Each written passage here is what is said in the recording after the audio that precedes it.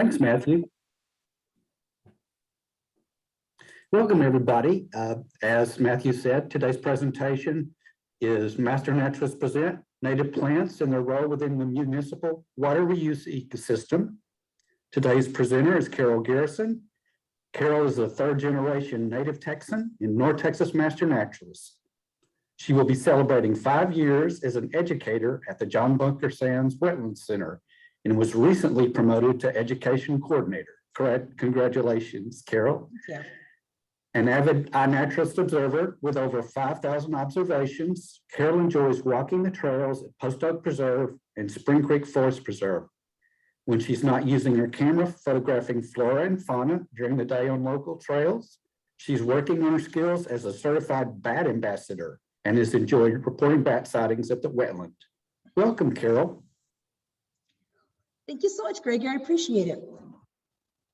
I'll go ahead and get started. I'm excited to show you the roles that the native plants play in this particular man-made wetlands. I'm going to go ahead and share my screen.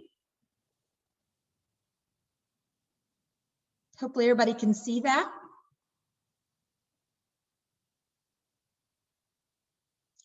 And we'll go ahead and get started.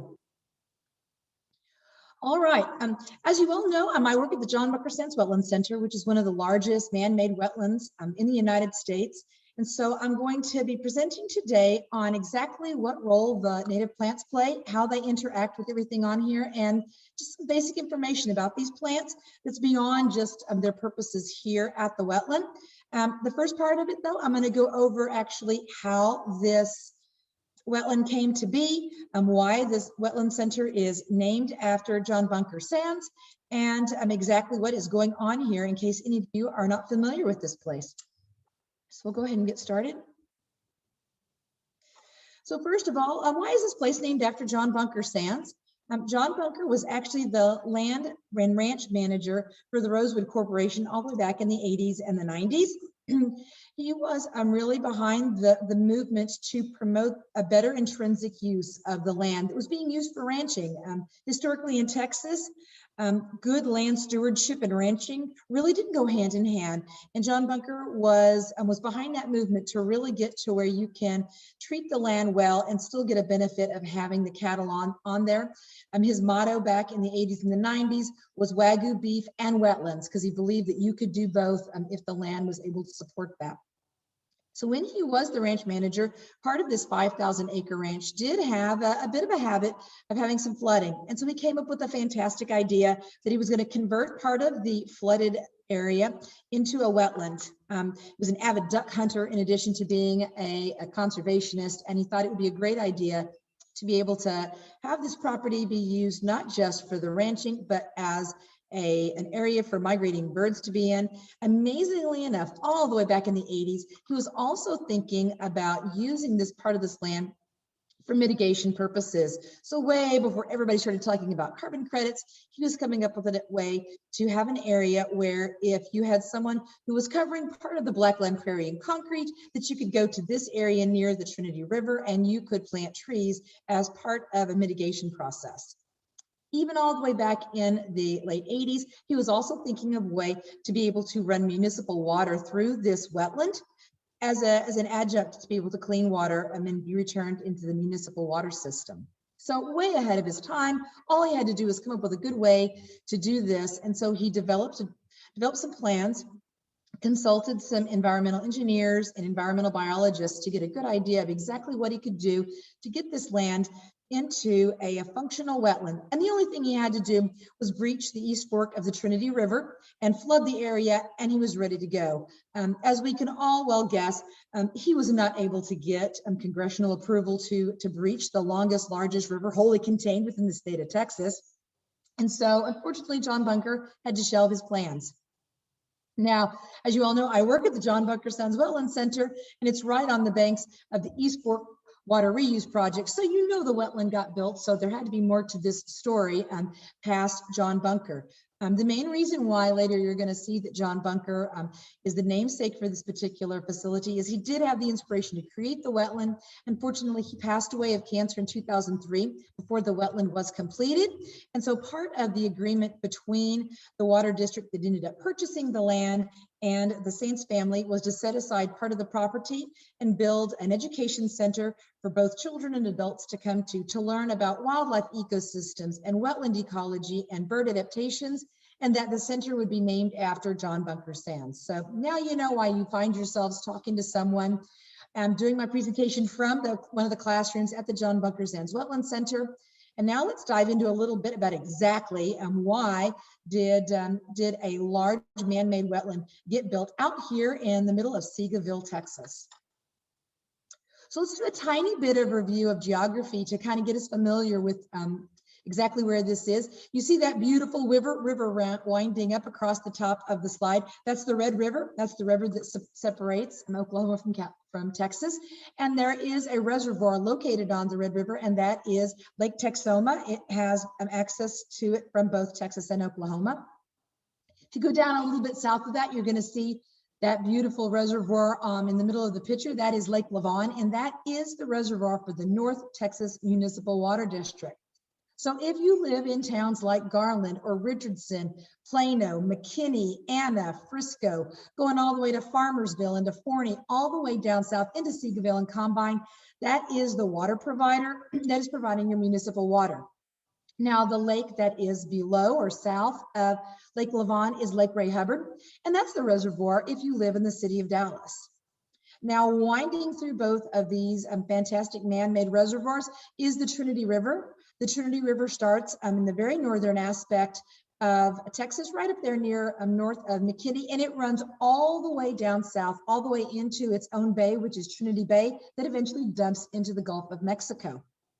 Now, before this water reuse system was built, whenever we flushed our toilets or took the stopper out of our bathtubs, if you were in one of the customer cities for the North Texas Municipal Water District, your water headed to through the sewer system into one of the waste treatment plants. And those are the little yellow squares that you see there in the picture. At the waste treatment plant, the water is flocculated. All of the solid things that we ought not flush, like wet wipes or wash rags, all sorts of interesting things, feminine products, things that people flush that they ought not flush down the system. Those things are removed. The water is flocculated, and so it is basically put into basically the equivalent of a industrial sized food processor, and all of the waste goes to the bottom, and then there is a much cleaner water-based product on top, and we call that product effluent. It does not have raw sewage anymore because the sewage has been broken down, and so at this point all that effluent is dumped into the nearest creek that's located right off the edge of the waste treatment plant.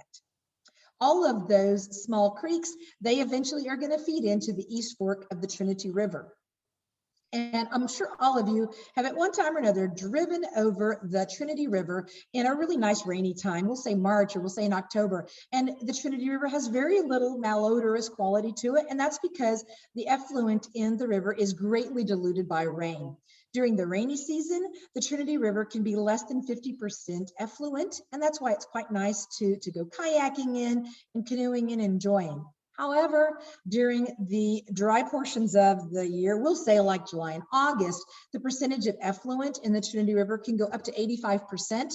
And that's why it's not your imagination that when you drove over the Trinity River in February or March, it did not smell bad, but in August, it really has a malodorous quality to it. And that's because the percentage of effluent is higher. Now, normally that effluent would just flow in, mix with all the surface water and rainwater that is flowing down the Trinity River, and it would just flow all the way down past Houston and all the way into Trinity Bay. And the water district would have to wait for water to refill our reservoir, Lake Lavon, through rain. That's a long cycle to go through. And as the population began to grow, they had to come up with other ways to get more water. So it kind of gives you a geographical kind of a review as to exactly what we're talking about. I'm sure all of you have heard of zebra mussels by now, and we all know that these are invasive little creatures from the Ukraine. They got here on the hulls of ships that actually went from Eastern Europe all the way into the Great Lakes. As soon as those zebra mussels detached themselves from the hulls of the ships in the Great Lakes, they discovered that the waters here in the United States are vastly warmer than those in Eastern Europe, and the zebra mussel began to have a much longer reproducing cycle. The main limiter to this particular creature is the long time of the year that the water is completely too cold for them to reproduce up in their original location. So when they came here, the zebra mussels detached from the ships and they started traveling down the Mississippi River. They got all the way down into Texas. And in the late 90s, early 2000s, unfortunately, the zebra mussel was found in Lake Texoma. Now, it is a federal offense to transport an invasive creature over state lines. And so the North Texas Municipal Water District used to get a whopping 25% of their water for their water supply from Lake Texoma. As soon as Lake Texoma had those mussels, they had to turn that water off. So overnight, that water became inaccessible to the water district. Now, if you're a water district providing water to millions of Texans, you're already finding yourself in a bind. What are you going to do to get more water?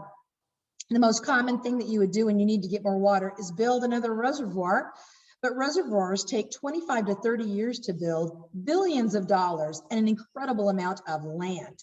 So when you have got a population that really needs water, you don't have as much time to build that reservoir. You need to think faster and come up with a quicker solution. At the same time as the water district found themselves facing that limitation of water access due to zebra mussels, at the end of 1999, going all the way into 2001, Texas entered into one of the worst droughts in the history of drought recordings. So you've got two factors at the same time: zebra mussels restricting the access to water from Lake Texoma, and our own reservoir has got dangerous low levels due to a drought. If this wasn't enough to make the water district have to come up with an alternative way for us to have water, at the same time, we entered into an incredible rapid population growth.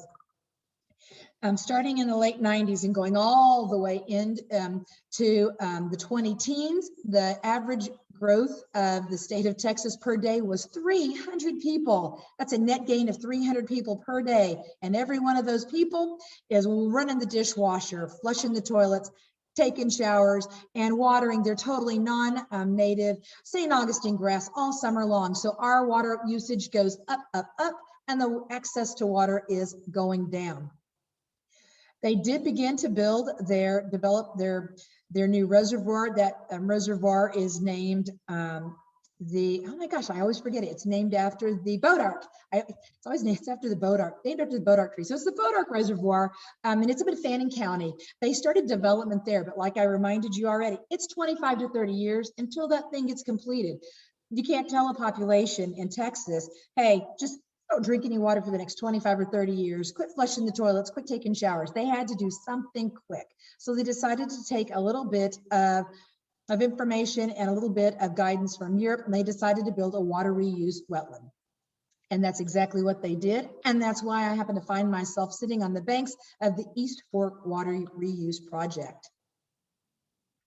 So here's a little bit of a map to get us a little bit of a closer idea. You see Lake Lavon is the reservoir at the very top. There's Lake Ray Hubbard, and you can see that tiny little bitty blue little mitten-like shape of the triangle below it. And that is the 1,830 acre East Fork Water Reuse Project. So how do we tie the North Texas Municipal Water District to John Bunker Sands? One of the gentlemen that was on the board of directors for the North Texas Municipal Water District happened to live in Combine, and he would drive past the Rosewood Ranch here in Seagoville every day to work. And he knew that it was a large amount of land. And he was like, you know, maybe we should reach out to the Sands family and see if they want to do a business deal of selling us the land to build this water reuse project. The area is just a mile east of the East Fork of the Trinity River, so it's excellent water access. It's south of all of the major wastewater treatment plants, so we know that we're going to have the maximum amount of effluent in the water to clean through this treatment plant. So let's go ahead and approach the Sands family. When the water district approached the Sands family, they struck a deal to say, yes, we're going to sell you 2,000 acres of land to build your wetland. And part of that land was set aside for the educational nature center that I work at today. So there's the really interesting partnership that developed between the Sands family and the water district. The third amazing collaborative partner in this was actually Plummer and Associates. They were the ones that came up with the plan to design the entire wetland so that it could get the maximum efficiency of having native plants naturally clean the water.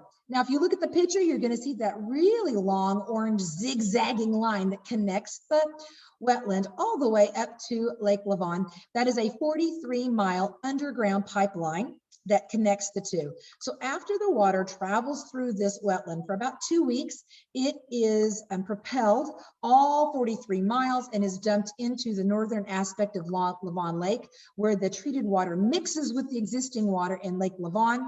And then right on the southwest corner of Lake Lavon is the Wiley Water Treatment Plant, where the water is further cleaned. It's completely, all of the bacterial and all of the viruses that are in the water are all removed. The water is treated with ozone. The water is treated with fluoride, and then the water is transported to all the water towers.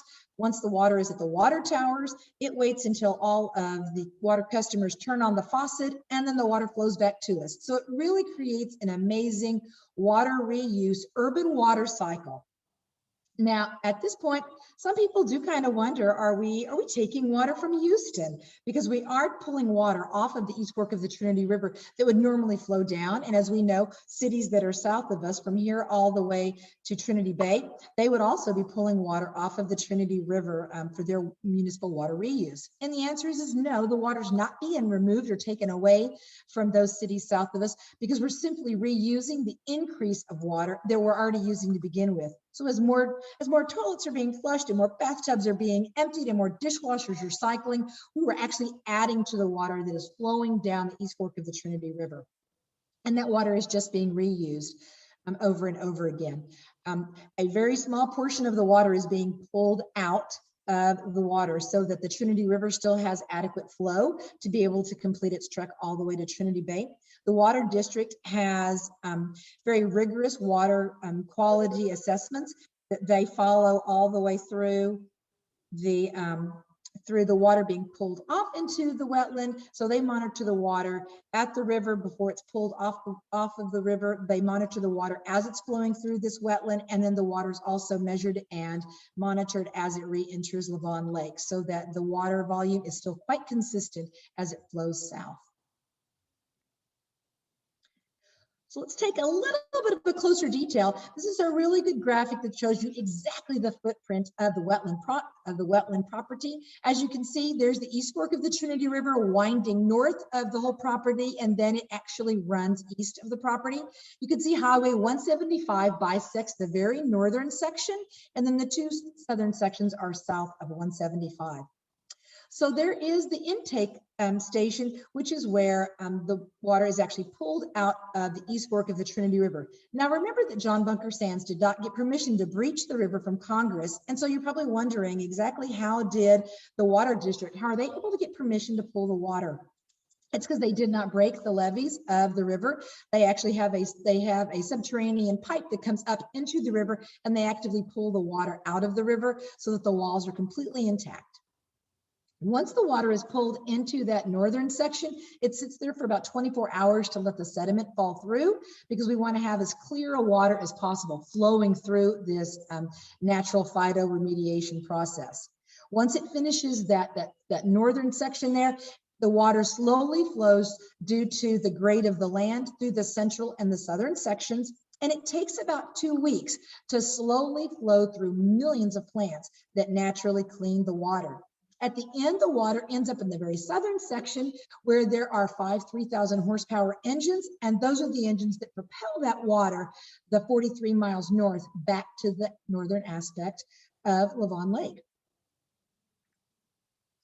So now that you know that this is a man-made wetland, you know that the water is being cleaned by plants. The big question is what is a wetland? And there's all sorts of fantastic long definitions. The former absolute accurate definition is that a wetland is an area that is either inundated or saturated by surface or groundwater at a duration that is adequate to support designated hydrophytes or water plants. And that includes your swamps, your marshes, your bogs, and your fens. So there's multiple types of wetlands. Now, how do you know what kind of wetland you have? Well, if you have trees growing within that wetland, that's your defining quality that you have a swamp. Marshes are going to be mostly surface water They could be fresh water, they could be salt water, or even a brackish combination. You're not going to have any really trees. You're mostly going to have a lot of grasses. And this particular type of wetland is going to be incredibly high in nutrients. Next, you're going to have your bogs. We are not talking about a nutrient-rich environment at all. You're going to have lots of fungi. You're going to have moss. This is my favorite type of wetland, by the way, because you're also going to have carnivorous plants. Those plants are adapted to get their nutrition from insects that they can trap because there's not adequate nutrition in the actual environment itself. And you're going to have a lot of peat. You're going to have clay surfaces that do not drain because once the water enters that bog through rain or through surface water running over it, it's really not going to leave. The last type of wetland, and this is the type of wetland that is at the most at risk, is a fen. And it's like a bog, but it does have a flowing water source because there are cracks in the very lining of it. And so fresh water can seep into it. However, if you get enough detritus or other dead material that starts to fill in the cracks, then unfortunately a fen can turn into a bog. So now you know there's swamps and marshes, bogs and fens. Take a moment to think about what type of wetland do you think we have here, because it is dominated by native grasses. Hopefully what you're saying is, Carol, that means that you have basically a man-made marsh wetland, because that's exactly what we have here. So now that you know it is a freshwater man-made marsh, let's talk about the benefits of this amazing man-made wetland. All wetlands have incredible benefits, and the most common ones that you're probably going to think about are the reduction of water pollution, because that's exactly the main focus of this particular wetland. However, the most important benefits of wetlands are really tied together, and it's the two other benefits that you see there, and those are flood control and erosion control. The main way to slow down flooding and slow down erosion is to have the water stay and slowly seep through the crust of the earth, especially here in the Blackland Prairie.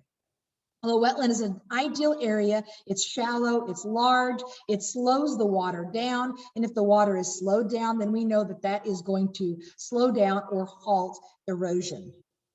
Immediately tied into flood control and erosion control is groundwater recharge. We've learned over the decades that our aquifers and our other subterranean water holds, they take more time than we ever estimated before to slowly recharge those water supplies. So the only way for them to recharge is for the water to have time to sit and slowly seep through that rock surface. So groundwater recharge is greatly enhanced by the presence of wetlands. The last two are the ones that really we see out in front, and that is that we know that wetlands are an incredible wildlife habitat. When you ask most people what the most diverse habitat on the planet is, they're immediately going to say it's the rainforest. And then they would be incorrect, because the most diverse biodiversity area that you're going to have on the planet are wetlands. So many creatures rely on a freshwater source for some stage of their life cycle. And then we also have recreation. For some wetlands, you're going to have canoeing and kayaking and swimming. Here, there's not a lot of human water-based recreation, but the main recreation that we have here is birding, because of the incredible population of birds that we have come through here. We are in the middle of the U.S. Central Flyway. So we have a very high population of birds that are coming through here in the spring and fall. And we're pretty excited because spring migration is just around the corner. Now, I'm sure a lot of you recognize this particular little cartoon or infographic that I have here. It shows all of the beautiful Blackland Prairie upland plants, and they all have those beautiful, long, thin hair-like roots, always searching for water. Since we have a constant, nonstop source of water, you can imagine none of our plants here have that, have those types of roots. Instead, our plants look a lot like this. This is a typical cattail, and you can see it has that thick, stout root structure down there. It's actually called a rhizome because it actually has small plants that grow off of it. You refer to them as pups. And so a root is only used to get nutrition. So if there's another structure growing off of it, like a small plant, it's called a rhizome. The area around that rhizome, which includes all of its little roots, the soil that it's anchored into, and the water above it, is all referred to as the rhizosphere. So here's our classical hydrophyte or water plant sitting in our water here at the wetland. And we're going to talk about exactly what's going on and what those plants are doing to the water. Now you see the word nutrients there, all right? And to the plants, these are nutrients, but to human beings, the water that is flowing through the East Fork of the Trinity River and through this man-made wetland, it is not nutrient filled, it is pollutant filled. The two main pollutants we talk about all the time are nitrates and phosphates. Nitrates are broken down at that waste treatment plant like we talked about from our human bodily waste, both liquid and solid. The other chemical we talk about all the time are phosphates, and those are broken down from all of the soap products that we use. Now, if I was giving this presentation in Iowa or Kansas, I would be talking about the main source of the phosphates and nitrates being from fertilizers and herbicides. But because we are in such an incredibly population dense area here, the main source is really human beings. So we have to take credit and ownership of the fact that we're the main source of the pollution in the Trinity River. There's that rhizosphere. So as the nitrates and the phosphates and the effluent water that is flowing past these plants, those are nutrients because the plants absolutely need nitrates and phosphates. If you've ever looked on the back of a bag of plant fertilizer, the two main ingredients are nitrates and phosphates. So these plants have all of these nutrients flowing by, and of course they're going to do everything they can to get those nutrients out of the water and use them for their own development.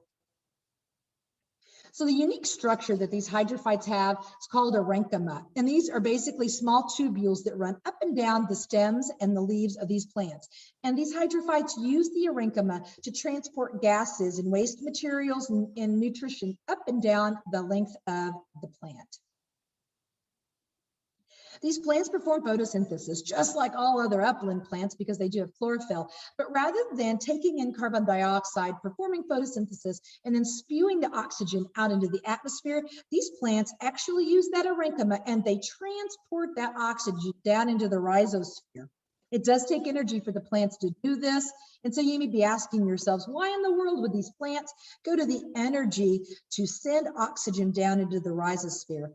And they're doing that because they want to attract friends. We always tell all the students here that we teach during the week, when you need friends to help you out, the best thing to do is have something that the friends need. And all of the bacteria that are inside the water, they need oxygen. So when the plant sends oxygen down into the rhizosphere, right out the interstitial spaces of those tiny little rootlets, the bacteria hang around that rhizosphere because that's where the oxygen is.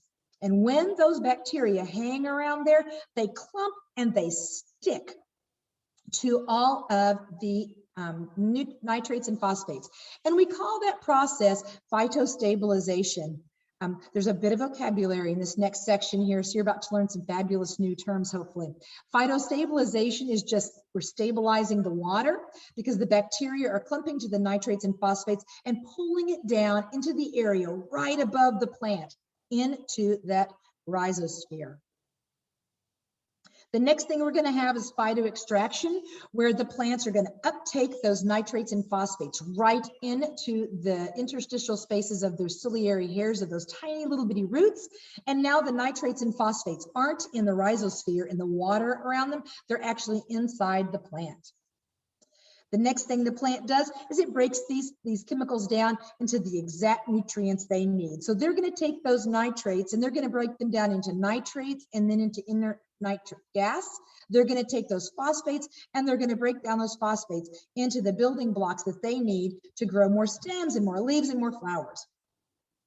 The last process we're going to see, and this is I promise you, this is the biggest, longest vocabulary word of the whole presentation, is phytovolatilization. And I know it's a mouthful, but it basically is the atomization of the waste products. This is just like when the plant takes up carbon dioxide and releases oxygen into the atmosphere. These hydrophytes, they break down those nitrates all the way down into inert nitrous gas, and then they release that nitrous gas into the atmosphere. Unfortunately, they cannot phytovolatilize phosphates, and they have to just sequester the phosphates and a lot of the other chemicals that they break down into their leaves. And if those aren't removed by an active process, to which they use here at the wetland, they do active fires, just like you would do a preventative, a maintenance fire in a prairie or in a forest. And when they do that, then the sequestered chemicals that are in the leaves are then released into the atmosphere rather than the leaves turning brown, falling into the water, and unfortunately returning those byproducts back down into the water.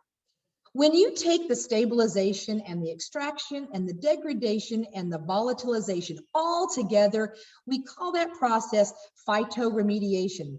Phyto meaning plant and remediation bringing balance. So what these plants are literally doing is through their own digestive processes, they are leaving the water cleaner for us to return to our reservoir.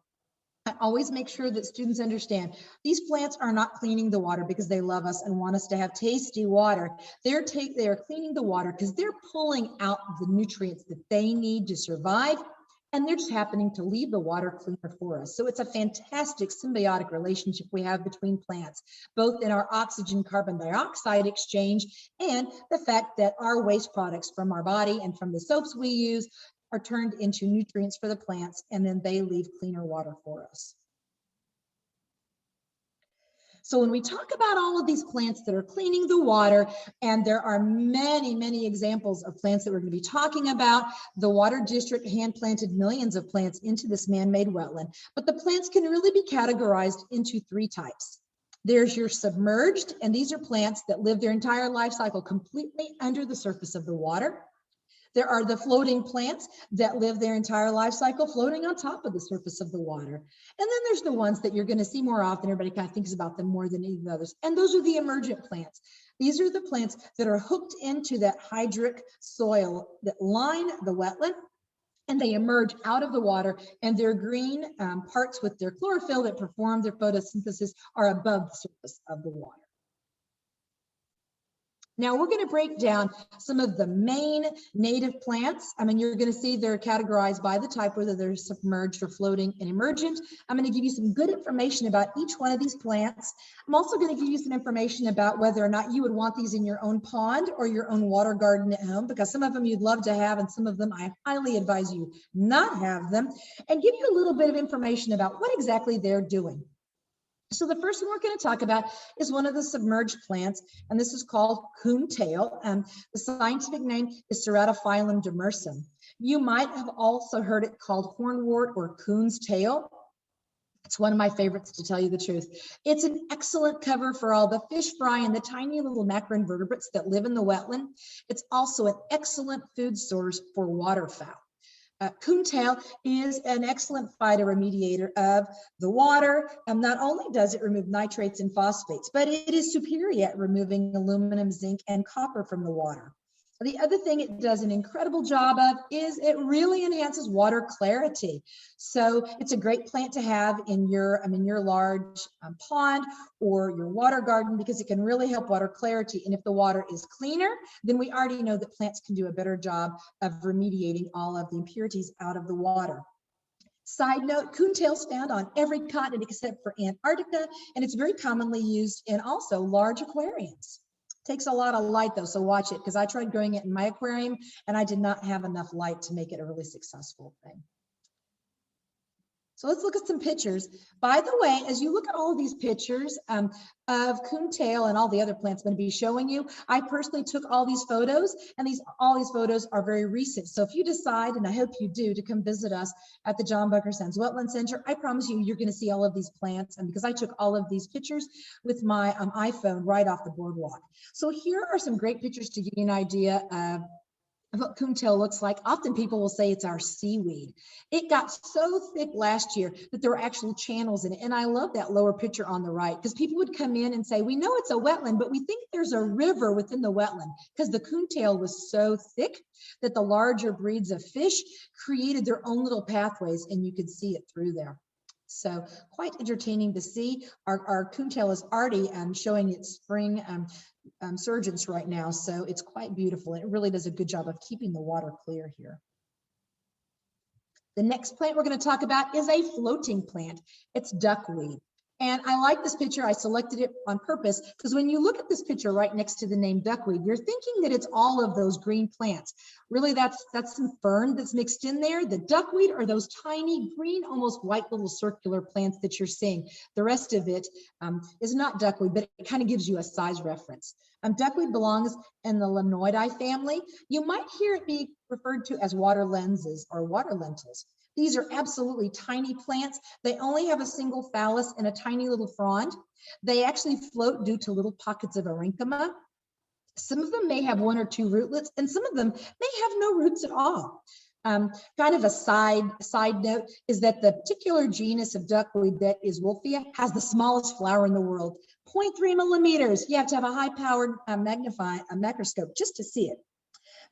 These particular plants are really amazing at removing petroleum hydrocarbons from water. So oftentimes you will see duckweed specifically propagated at large cooling ponds near petroleum plants. These particular little plants, they grow by shoots, they propagate through fragmentation of rhizomes and also turions. So they have really fascinating ways of growing. As you can well guess, they are a fantastic source of protein for ducks. So what happens here at the wetland during the late summer, the water starts to get absolutely covered in duckweed. It's no good for taking sunrise or sunset photos because the entire wetland is covered in this duckweed. As soon as those fall migrating ducks come in, they have flown a long way from Canada, from Nebraska. They get here and they get to snacking. And it doesn't take very long until the entire wetland is once again nice and clean. They eat all the duckweed. As soon as the duckweed is gone, waterfowl then turn to snacking on the coontail, because when they first got there, the duckweed completely covered the coontail. So it's a really amazing cycle of duckweed, coontail, waterfowl with bird migration. So we are very much dependent on the birds migrating through here to remove the duckweed, because you can imagine if the duckweed gets too thick and we can't get sunlight through to the water, the coontail is going to go away. And if the coontail's not there, the water gets cloudy, and then the entire phytoremediation process doesn't flow as smoothly. Duckweed, pretty cool plant. It's just not the prettiest, so let's take a look at it. You can see it's not a gorgeous plant. It makes tight, dense colonies. And you can see sunlight could barely penetrate through this huge field of duckweed that I took a picture of this late summer. Now let's talk about pondweed. It is in the genus Potamogeton. I love that name because it's Greek for river neighbor, because this plant is definitely a friend of the river. It's found worldwide, but it's much more prevalent in the Northern Hemisphere. My personal reason for loving pondweed is that it is the ultimate raft for damselflies and dragonflies during mating. So if you've got your camera and you want to get great pictures of dragonflies and damselflies and this creature that you see up here, which is the six-spotted fishing spider, this is your plant of choice. In addition to being a life raft for all of the aquatic creatures that are out here, it's also a fantastic plant for phytoremediating heavy metals out of the water. I absolutely love pondweed. It gives a really good backdrop for you to take good photos. You get the sunlight behind you and you can get really good shadows like I did on that damselfly. So it's one of my favorite plants here too. I don't have too many plants that aren't my favorite, as you're going to figure out, but every time I see one plant, I remember why that's my favorite. I always love it because pondweed makes a little bit warmer weather, so I don't see any of it right now on the boardwalk, but the water's still pretty chilly. Give us another month and I think we'll start seeing all of our fields of the pondweed exploding. Let's talk about American water lotus. Nelumbo-lutea. You're going to hear it referred to as American water lotus. You might hear yellow lotus. Water chinquapin is one of my favorite names. If you prefer some of the French names for these plants, you might hear volet. It is native to North America. Everything about this plant is amazing. First of all, the large rhizome is edible.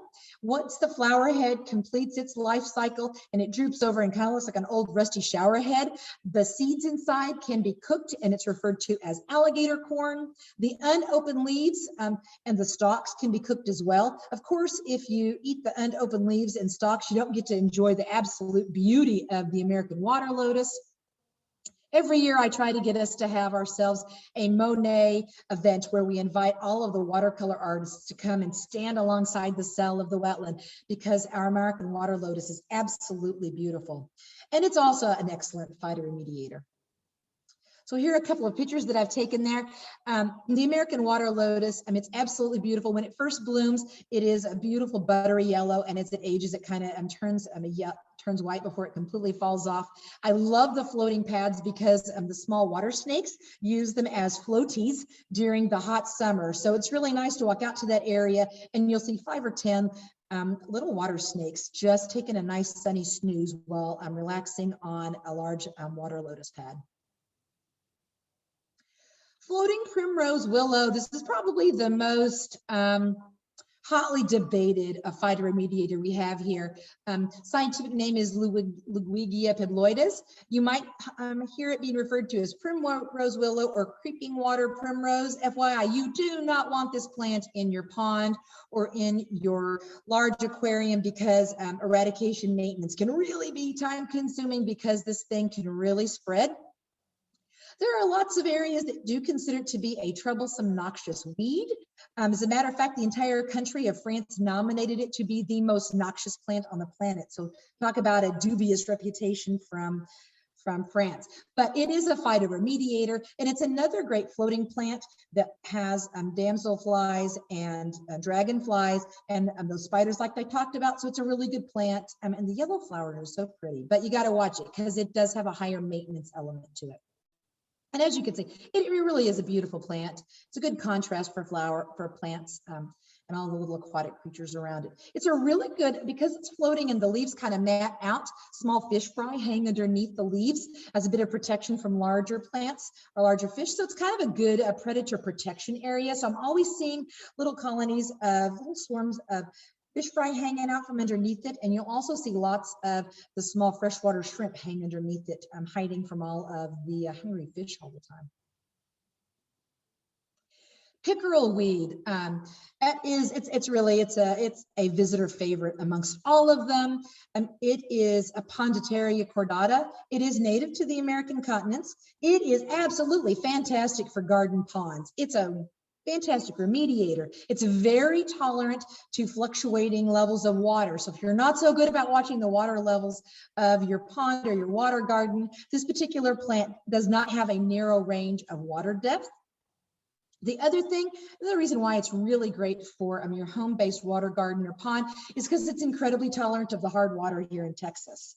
My personal reason why I like this plant is that the flower stalks are really stout and the plant has such a meaty flower on it that is an excellent landing platform for bumblebees. So if you're like me and you like to see all of our native bumblebees gathering all of their pollen on their legs, this plant isn't going to bend over under their body weight. They can land in, they know it's so stout that the bumblebees don't even slow down and they just kind of like have this incredible landing to this particular plant. So I absolutely love it. It blooms all summer long and it's a fantastic remediator.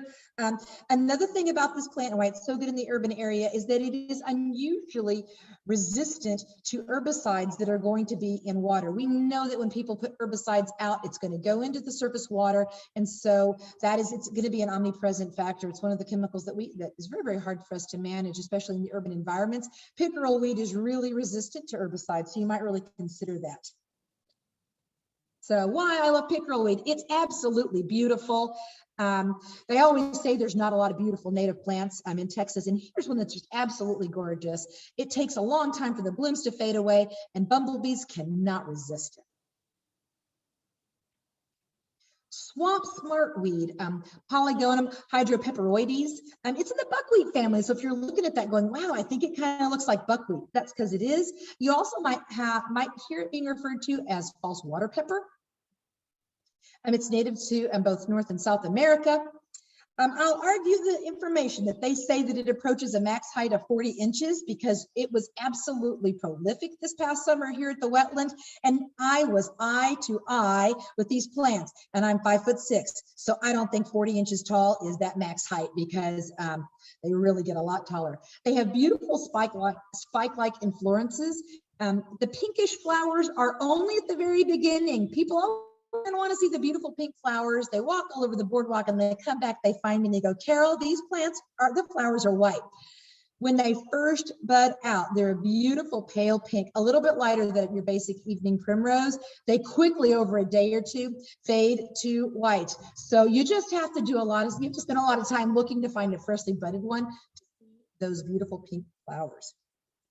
But I'm warning you, the pollinator that loves swamp smartweed more than anything else happen to be wasps. So people that have a sincere allergic reaction to wasps kind of feel that it's a gauntlet. There's a couple of areas of the boardwalk where either side of the boardwalk is lined in this head-high, beautiful swamp smartweed, and it is a lot of wasps. And so I do during the summer see people that aren't walking the boardwalk, they're trotting it, because if you're not into wasps, it can be a bit of a fearful area. However, I absolutely love wasps. They're really, they don't get the respect they deserve as pollinators. And in the swamp smartweed, those insects are so focused on getting that amazing nutrition from the flowers. I've never been stung, and I'm down on their belly on the boardwalk taking up close photos like this one, and I've never had a wasp harass me. So you really should come and see them, because the swamp smartweed is really, it's a beautiful plant. It doesn't get a lot of credit. It's munched on by lots of different, it's a host plant to a couple of different creatures. So I highly recommend it, even though it's not the showiest one. If you love wasps, it's totally the plant for you. We're going to jump into less flowery things and talk about some of the more grass-like things, because remember, this is a marshland, so which means we do have lots of grasses. So there's that old motto, sedges have edges, rushes are round, and grasses have knees that bend to the ground. So let's talk about some of our sedges and our rushes that we have here at the wetland and what their role is in the ecosystem. So the first one we're going to talk about is giant bulrush. This is our workhorse of the whole population of plants here. It's shown Plectus californicus. It's also going to be known as California bulrush. You might hear southern bulrush. It's native to the southwestern half of the United States and also central South America. It's an excellent perch for dragonflies. So dragonflies will grab some food. They're going to use their front two legs to hold on to their snack, and they're going to use those back four legs, not for walking. Once they emerge from the water, they never walk again. All they do is fly and land on things to eat, but they'll take those back four legs and hang on to that giant bulrush while they proceed to tear apart their snack and eat it. Giant bulrush has a lot of different features to it that I want to tell you about. Number one, it is absolutely fantastic for erosion control. Those amazing hydrophyte roots grab onto the soil. And so these are selected commonly on the edges of wetlands so that your edge of the wetland stays exactly where you want to.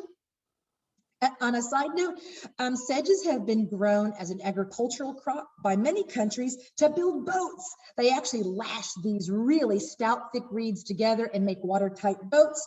There's also indigenous people that still use giant bulrush as an agricultural crop. They eat part of it, and then they actually bind those thick, stout reeds together, and that's what they make their roofs for. So absolutely incredible plant. Many purposes here, not only erosion control, but as a really high functioning phytoremediator. Here's some pictures. You can see it's just not high on looks. It's not the prettiest plant. I know that picture is like, oh, is that the end of the flowering? Nope, this is the peak beauty. So this plant is not here for aesthetics. It's here for the incredible role that it plays as just a erosion control and phytoremediator. Duck potato arrowhead, Sagittaria latifolia. You're going to hear it referred to as duck potato or Indian potato. I love that it's called Catanus. That just cracks me up sometimes. And Wapato. It's native to a great portion of the Americas. And what we love about this plant above all is that it has an affinity for really high levels of phosphates.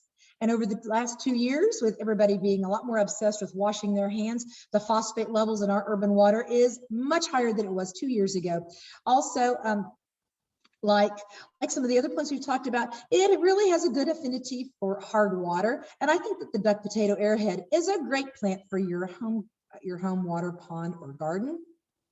It's not quite as pretty as a lot of the other ones, but it does have that beautiful flower on there, and that stalk is really heavy duty, so it attracts lots of bumblebees too.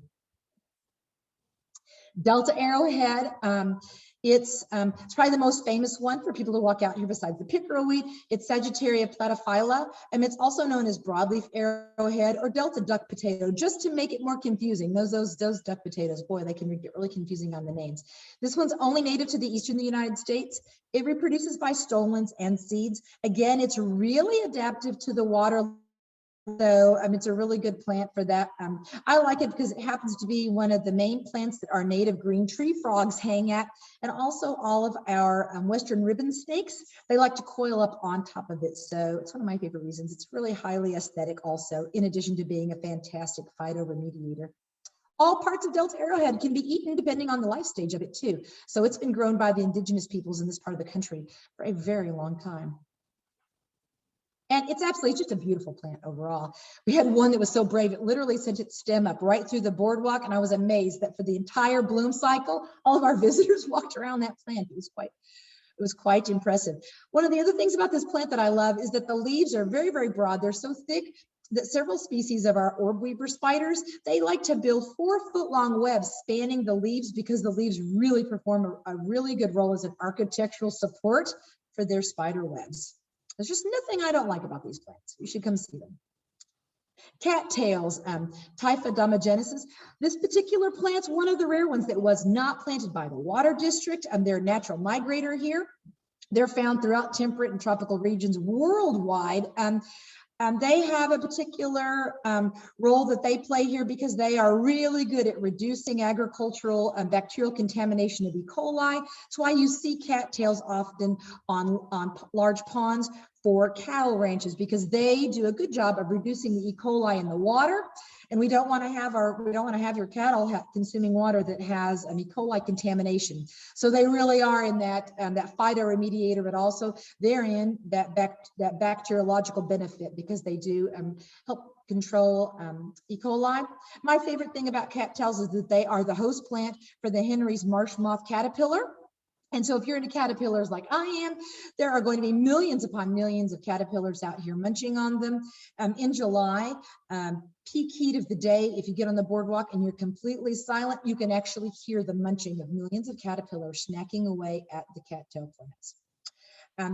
In addition to that, all portions of the cattail are completely edible, and they have incredible use to the indigenous peoples. You can eat the tubers, you can eat the cattail head prior to it being mature. You can use the fluff of the cattail in all sorts of textile purposes. So the cattail, incredibly versatile, in addition to being a good phytoremediator. However, they are pretty hard to contain. They're maybe native, but they are categorized as aggressive. So be forewarned, if you do want to have them in your home pond, you're going to want to have yourself a plan for how you're going to have your pond not completely covered in cattail. But there's just a beautiful plant, and there's a great picture of one of my Henry's marsh moth caterpillars. FYI, if you like to decorate and use your cattails in your home, you have to spray the cattail heads with a particular retardant spray. Otherwise, they will fuzz out and they'll fill your entire AC system with cattail fuzz. Don't ask me how I know that it costs $1,500 to get cattail fuzz out of your entire AC system, because I decorated with cattails when I first got this job. So I know it sounds like a good idea, but you got to spray that retardant for them to expand out, or they'll fill your whole house with fuzz. So we've gone over all these plants. We've talked about this particular system. Just to kind of give a little sum up on these, we know that native plants are a critical member of this man-made water reuse ecosystem. Primarily, their number one goal is to phytoremediate and get those excess nitrates and phosphates and a lot of the heavy metals out of our municipal water. Second purpose they are an incredible food source for the waterfowl. They're a source of food and habitat for macroinvertebrates. And beyond just their phytoremediating and habitat sources, they also have incredible edible sources to them and have great textile applications. That's actually a picture of the old Stave silo right here that you can visit if you take the walk down to the East Fork of the Trinity River, if you decide to come visit here, which I hope you do. So there's a picture of how beautiful the sunsets are here at the John Bunker Sands Wetland Center. And so at this point, I'm going to open up, because I do see that looks there's a few questions in the chat. So I'm hoping that the moderator is going to read those questions out, or I can open up the chat screen, and I am happy to answer any questions. I'll give a couple of things while he's getting ready to read those questions. We have just completed recently our JBS 2.0 expansion, and so we are having our grand reopening on Saturday, April 2nd from 9 to 2. On that day, admission to the wetland is completely free for everyone. We're going to be having our groundbreaking ceremony. We've got food trucks if you want to purchase some food or some homemade ice cream. And we're going to be doing tours. We're going to have all of our silos open with educational opportunities. We're going to have our live snake ambassadors out to visit with everybody. So I invite all of you to come be part of our grand reopening celebration. So at this point, I'll open it up to questions from everybody. Thank you, Carol. Great presentation, wonderful information, and let's get to those questions. We have one from Grace from back when you were talking about the affluents and the water quality issue. She says, are flesh-eating amoeba cleaned from the water? That's a really good question. To my knowledge, we don't have any flesh-eating bacteria in the water. I would imagine because flesh-eating bacteria have certain connections that are beyond just municipal water. I don't know if the water district actually checks out for them. With all the interesting things in the water, I have to be honest, you've just added a new thing for me to worry about. So I'm probably going to be messaging the water district, asking them if they actually even measure or test for flesh-eating bacteria. I know in all of the water testing that they do, that's not a list that I have access to, but that doesn't mean they're not testing, but they give us reports on all of the things that they do measure. And I haven't seen any reports on flesh-eating bacteria, but I'll be asking our director about that later today, because that's a really good question. Yes, be curious about that. So I'll get back to everybody with that one, because you've piqued my curiosity as well. Right. I get in that water a lot, so now you've got me wondering. I clearly am very healthy, and I have not had any of my flesh altered. So not that I think that that's a very good objective report, but we haven't had any reports of anybody being harmed being in the water. Good deal. With question from Becky, and I think you may have partially addressed this, but maybe you can review or sum up which plants are good for use at home in a pond. That's a really good question, because I certainly wouldn't want you to get any of the ones that we've talked about. So good ones, really good ones that I think are beneficial, and they have such good sources to them, are coontail, because it's edible by multiple creatures, and it's easy to keep under control because there's many little fish that nibble on the coontail also. So coontail's a great one, and it really can help keep your pond or your garden feature clean. Pickerel weed is another great one. And duck potato arrowhead or Delta arrowhead are great.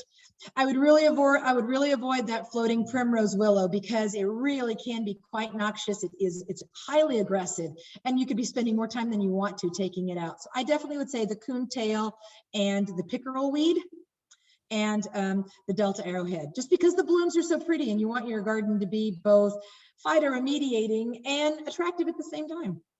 Good question though. I can endorse those two. Also, I planted pickerel weed, and it really is a beautiful plant. And actually, I think for the coontail, I believe birds brought that into my pond. So I didn't plant it myself. Very common, yeah, because they get little. It has a really interesting propagation. You could just snip off a piece and fling it in the water, and all of a sudden it spreads. So birds will bring it in, because if they're wading birds, it'll get wrapped around their legs. They pick up, they go somewhere else. It drops off when they land, and then all of a sudden you've got coontail. Okay, what impact does a drought have on the wetland, and does it continue to thrive even in a drought? So that's a really great question. So does a drought impact us? And the answer is the water here is pulled out of the East Fork of the Trinity River. And so the water levels here are much more consistent than you would have in an ephemeral or completely rain dependent wetland. So because this is managed, that water is pulled off the East Fork of the Trinity River. So we're not impacted by drought like ephemeral, non-controlled ones were. What we're actually more impacted by is high water levels, because when Lake Lavon is full, they cannot pump water back to it. So actually, what really impacts the water volume here more than drought is actually the rainy season, because when the water district can't pump water to Lake Lavon, then the water stays here, and then the water is still. And we all know what creature breeds when your water is still.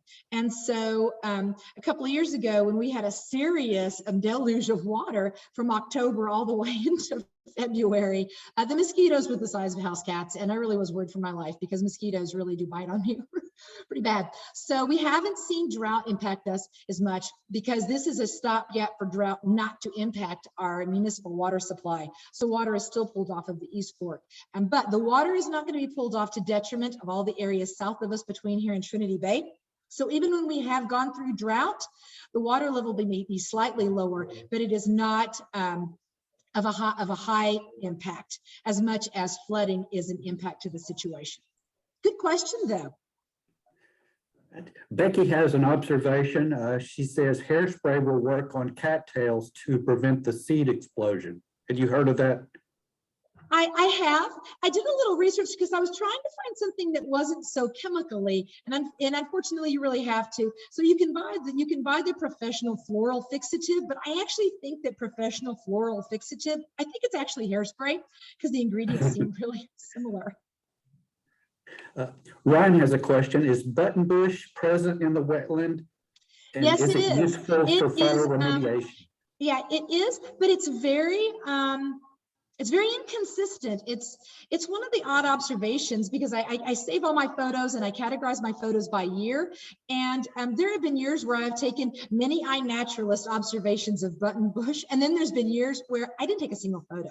So it's a very inconsistent population. I don't know if that's because it's more related to the access of water in drought during its peak germination time. There's a lot of questions I have about it because it has been here, but it's not always consistent in its population. Okay. Seeing some comments come in. Excellent presentation, Carol. Oh, thanks so much from Jolynn, and a couple of other comment thank yous. So looks like we have we're at the end of our time. Does anybody have any final questions before we say goodbye? Okay, then. Thank you again, Carol, so much. And thank you. Thank you, everybody who also joined us for this presentation. And we hope to see you at our next Master Naturalist Present Talk. And we hope to see many of you make a trip out to John Bunker Sands Wetland Center and check it out for yourself if you haven't been, or if you've been before and want to go back. Thanks so again, much. everybody.